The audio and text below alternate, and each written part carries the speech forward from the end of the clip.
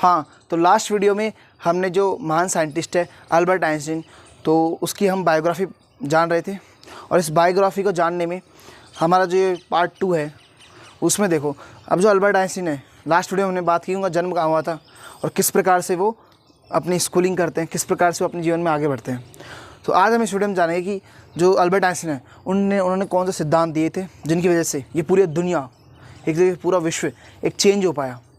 ठीक है, तो आज हम शुरू करते हैं। तो देखो, जो अल्बर्ट आइंस्टीन था वही जो 1900 में क्या हुआ, 1900 में अल्बर्ट आइंस्टीन जो उनका शहर जन्म हुआ था ओल्म सिटी, उसको छोड़ के फिर उनके जो फादर थे वो उनको अलग अलग जगह ले गए काम की तलाश में, एम्प्लॉयमेंट के लिए।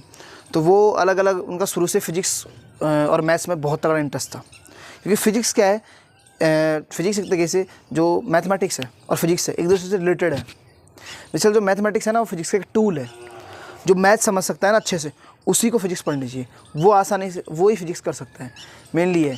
तो उन्होंने काफ़ी महारत हासिल कर ली। लेकिन होता क्या है कि जब उनकी एज 17 वर्ष होती है, जब 17 वर्ष होती है, तो जो अल्बर्ट आइंस्टीन है वो एक शहर पड़ता है जर्मनी में, उसका नाम है ज्यूरिख। तो ज्यूरिख में जाते हैं और ज्यूरिख का एक पॉलिटेक्निक कॉलेज होता है, डिप्लोमा, जहाँ पे पॉलिटेक्निक का कोर्स चलता है। तो वो जो इंजीनियरिंग कॉलेज है उसमें जो जाता है, तो अब तक तो आइंस्टीन अपने आप को बहुत जीनियस समझता था। लेकिन जो उस कॉलेज में आते हैं तो आइंस्टीन को मिलती है एक लेडी मिलती है, और उन लेडी का नाम था मेलोका नाम से। जो मेलिका लेडी मिलती है तो वो एक क्वेश्चन पूछते हैं। वहाँ पे जो जूरी बैठी होती है, जो ऑनरेबल मेंबर्स बैठे होते हैं, जो कि प्रोफेसर्स बैठे होते हैं, तो एक क्वेश्चन पूछते हैं। उस क्वेश्चन का आंसर आइंस्टीन को नहीं आता है, बट वो जो लेडी बैठी है मेलोना मैरोकी, उनको आ जाता है। तो जब वो देखते हैं कि वो लेडी जब ये आंसर बता रही है, तो वो लेडी सर्बिया की थी। सर्बिया जर्मनी के पास एक कंट्री पड़ती है। तो उसको देखकर आइंस्टीन बड़ा एक तरीके से बहुत ज़्यादा एक्साइटेड हो जाते हैं, बहुत ज़्यादा खुश हो जाते हैं, मतलब वो एकदम सरप्राइज हो जाते हैं। क्योंकि अभी तक तो आइंस्टीन अपने आप को इंटेलिजेंट समझ रहे थे, लेकिन अब उन्हें लगा कि मेरे से ज़्यादा IQ वाली एक दूसरी लड़की आ गई है, मतलब एक दूसरी महिला आ गई है। तो उसको मिलकर आइंस्टीन एक तरीके से काफ़ी वो हो जाते हैं, इम्प्रेस हो जाते हैं, और वहीं से उनकी लव स्टोरी स्टार्ट हो जाती है और वो एक दूसरे से काफ़ी प्यार करते हैं और बाद में वो एक हो जाते हैं। उसके बाद क्या होता है कि ये चलता रहता है। उसके बाद अब आइंस्टीन को अपने करियर पे फोकस करना है और अपना एक तरीके से जो परिवार है, फैमिली है, उसको भी चलानी है। तो अब होता क्या है, जो आइंस्टीन है वो एक काम करता है कि वो कहीं पे ट्यूशन्स ढूंढता है। तो कहीं पे ट्यूशन्स वगैरह पढ़ाने का सोचता है। फिर वहाँ पे उनका बैठता नहीं है वहाँ पे, तो फिर वो एक जगह क्लर्क का काम करता है। एक LDC होता है ना, क्लर्क का। एक और महान साइंटिस्ट है अपने भारत के जिन्होंने की क्लर्क की जॉब की गई है, जो LDC होता है ना, लोअर डिवीजन क्लर्क एक तरीके से। तो वैसे कहीं क्लर्क की जॉब करता है वो। तो वैसे ही क्या है कि आइंस्टीन एक तरीके से जब ये इस दौर से गुजर रहा था, तो उसके बाद धीरे धीरे टाइम बढ़ता है और वो डिग्रियाँ लेता है। और जब वो डिग्रियाँ लेता है तो उसके बाद आइंस्टीन क्या करता है कि साल आता है 1905, और इस साल वो अपनी एक साल में लगभग 3 बड़े इंपॉर्टेंट पेपर्स निकालते हैं। जो साइंटिस्ट होते हैं वो साइंटिफिक पेपर्स निकालते हैं। तो वो ऐसे पेपर्स पब्लिश करते हैं साइंटिफिक, जो कि एकदम पूरी दुनिया में तहलका मचा देते हैं। उनमें सबसे इंपॉर्टेंट जो उनकी थ्योरी है, थ्योरी ऑफ रिलेटिविटी, यानी जो सापेक्षता का सिद्धांत है, वो बड़ा अच्छा था। दूसरा फोटो इलेक्ट्रिक इफेक्ट, और तीसरा उन्होंने ब्राउनिंग मोशन, इनके बारे में बताया था। अब हम एक एक करके इनके ऊपर बात करते हैं। तो जो फोटो इलेक्ट्रिक इफेक्ट है, ये तो इतना एक तरीके से इफेक्टिव था। ये जो फोटो इलेक्ट्रिक इफेक्ट था, इसमें क्या प्रेजेंट किया है, इसमें ये प्रेजेंट किया है कि कोई भी इलेक्ट्रॉन आ रहा है तो वो किस प्रकार से एनर्जी को कन्वर्ट करके वापस से उसका एक तरीके से उसी एनर्जी से हो जाता है। तो इसके लिए उनको 1921 में जो बहुत ही फेमस और बड़ा प्रतिष्ठित पुरस्कार है, नोबेल पुरस्कार, वो प्राप्त होता है। उसके बाद आइंस्टीन क्या करते हैं, जो उनकी जो ब्राउन मोशन है उसके बारे में वो काफ़ी स्टडी करते हैं। और आज अगर हम बात करें कि ये जो थ्योरी ऑफ रिलेटिविटी है, इसके अलावा फोटो इलेक्ट्रिक इफेक्ट है, इसका क्या यूज है, तो आज हम जो GPS टेक्नोलॉजी देख पा रहे हैं, GPS जानते हो ना, जानते हो आप सब GPS टेक्नोलॉजी क्या होती है, जिसमें अपन लोकेशन वगैरह पता करते हैं। इसके अलावा ब्लैक होल्स की जो थ्योरी है उसको हम सीख पा रहे हैं। इसके अलावा बहुत सारे ऐसे नई नई जो टेक्नोलॉजी है उनके बारे में एक बहुत बड़ा कंट्रीब्यूशन है किसका, फोटो इलेक्ट्रिक इफेक्ट। तो अब हम समझेंगे कि थ्योरी ऑफ रिलेटिविटी है वो क्या है। तो ये सापेक्षता का सिद्धांत है। अब ये 2 टाइप्स का होता है, एक तो होता है जनरल थ्योरी ऑफ रिलेटिविटी और दूसरा है स्पेशल थ्योरी ऑफ रिलेटिविटी। ठीक है। तो इसमें क्या होता है कि यानी हर चीज़ एक दूसरे से रिलेटेड है। कैसे रिलेटेड है कि जैसे अर्थ है तो वो सन के चारों ओर चक्कर लगा रही है, रेवोल्यूशन कर रही है, और जो सन है वो गैलेक्सीज के आगे चारों ओर चक्कर कर रहा है। तो पूरा जो यूनिवर्स है उसको समझने में एक बहुत बड़ा कंट्रीब्यूशन है थ्योरी ऑफ रिलेटिविटी। इस थ्योरी ऑफ रिलेटिविटी के माध्यम से हम क्या कर सकते हैं, टाइम ट्रैवल कर सकते हैं। मीन्स एक बड़ी एक इंपॉर्टेंट इक्वेशन आती है E equal to mc²। E मतलब एनर्जी, M मतलब मास द्रव्यमान, और C मतलब क्या होता है स्पीड ऑफ लाइट, लाइट का v। तो E इक्वल टू mc² है। ये बड़ी फेमस इक्वेशन बन गई थी आइंस्टीन की उस समय, क्योंकि E इक्वल टू mc² का मीन्स क्या है कि मान लो कोई मास है, कोई गाड़ी है, तो गाड़ी का एक मास है, द्रव्यमान है। अगर आप उस मास को कब तक ट्रैवल करा दो, स्पीड ऑफ लाइट है एंड लाइट का जो वेग है उतनी स्पीड से आप चला दो।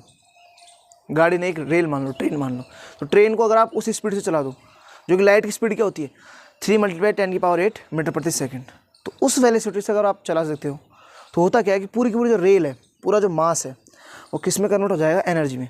मतलब वो एक तरीके से जो ट्रेन इतनी स्पीड से अगर लाइट की स्पीड से अगर आप ग्रो करोगे तो पूरी एनर्जी में कन्वर्ट हो जाएगी, यानी वो आपके आर पार जा सकती है। एक तरीके से इतना एनर्जी बन जाएगी। एक तरीके से कोई भी वस्तु है ना जिसका मास है, चाहे वो ह्यूमन हो, मतलब कोई भी मैटर ले लो आप, पूरे वर्ल्ड में जो भी मैटर है उसका अगर आप ट्रैवल कब तक करा लो, वैसे तो पॉसिबल नहीं है प्रैक्टिकली लाइट ऑफ स्पीड से ट्रैवल कराना। तो अगर हम लेकिन फिर भी अगर करा पाते हैं लाइट ऑफ स्पीड की स्पीड से, तो वो पूरी की पूरी एनर्जी है वो किस में कन्वर्ट हो जाएगी, एनर्जी में। तो एक बहुत बड़ी थ्योरी दी थी। इसके बाद आइंस्टीन क्या है, उनका जन्म जर्मनी में हुआ था, ठीक है। तो बच्चों से काफ़ी एक तरीके से लगाव रखते थे, तो उनकी इक्वेशन आगे बहुत सारी चीज़ों में सीखने को हमको मिली।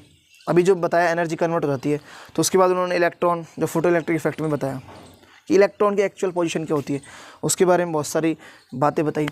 और इसी इलेक्ट्रॉन में क्या है कि जो हम देखते हैं ना कि ये जो इलेक्ट्रॉन है उसके बाद चल के जो इलेक्ट्रॉन की एक्चुअल पोजीशन क्या है, उसके बाद क्वांटम फिजिक्स जो आया है, तो क्वांटम फिजिक्स में भी एक तरीके से जो आइंस्टीन है उनका एक बहुत बड़ा कंट्रीब्यूशन था।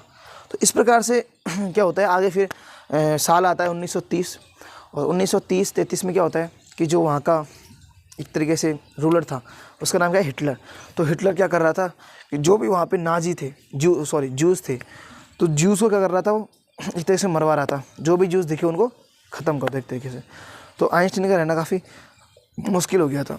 तो लास्ट में क्या होता है कि जो आइंस्टीन है वो जर्मनी छोड़ देते हैं और वो अमेरिका शिफ्ट हो जाते हैं, और बहुत सारे साइंटिस्ट हैं वो अभी जर्मनी में होते हैं जो कि आइंस्टीन के साथ थे।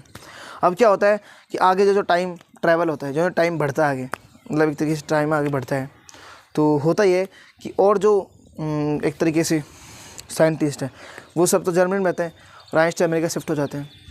अब रिसर्च चलती रहती है, तो आगे फिर जो हिटलर है उसको एक बात पता चलती है कि एक ऐसा वेपन बनाया जा सकता है जिससे अगर हम किसी कंट्री पे गिराएं तो पूरी कंट्री तबाह हो सकती है, यानी एटम बम। उस वेपन का नाम क्या है, एटम बम। तो भाई एटम बम बनाया जा सकता है जिसकी जो क्या है पूरी कंट्री को तबाह कर सकता है। तो इस बात को लेकर फिर वो जो जर्मनी के साइंटिस्ट है उनको जो हिटलर था वो कंटिन्यू इस बात को लेकर फोर्स कर रहा था।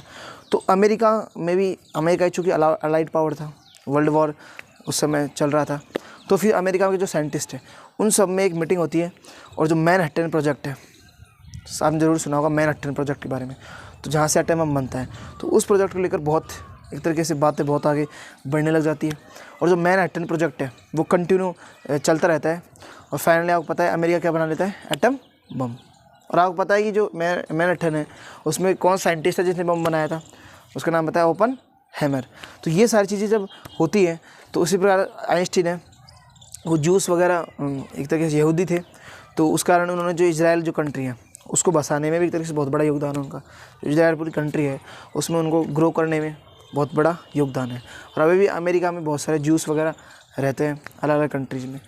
और फिर एक दिन आता है 17 अप्रैल 1955, और इस दिन ये जो हमारा पूरी दुनिया का एक महान साइंटिस्ट है वो एक तरीके से जो वर्ल्ड है एक तरीके से पूरा विश्व छोड़कर चले जाता है।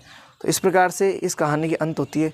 जो अल्बर्ट आइंस्टीन है, जो महान साइंटिस्ट है, उनका इस प्रकार से 17 अप्रैल 1955 को उनका देहांत हो जाता है। और वो इतने इंटेलिजेंट थे कि उनका अभी भी जो दिमाग है, यानी जो उनका माइंड है, उसको रिसर्च करने के लिए बहुत सारे साइंटिस्ट ट्राई करते हैं उनका दिमाग में ऐसा क्या था। और उन्होंने लगभग 300 के समथिंग साइंटिफिक पेपर्स पब्लिश किए, बहुत सारे अलग अलग न्यूज़ आर्टिकल्स लिखे, एक तरीके से बहुत सारे साइंटिफिक स्टडियाँ की, बहुत सारी बुक्स रीड की, बहुत सारे अलग अलग कामों में, मतलब पूरा जो लाइफ है वो रिसर्च को और स्टडी को दिया। Thanks for this video.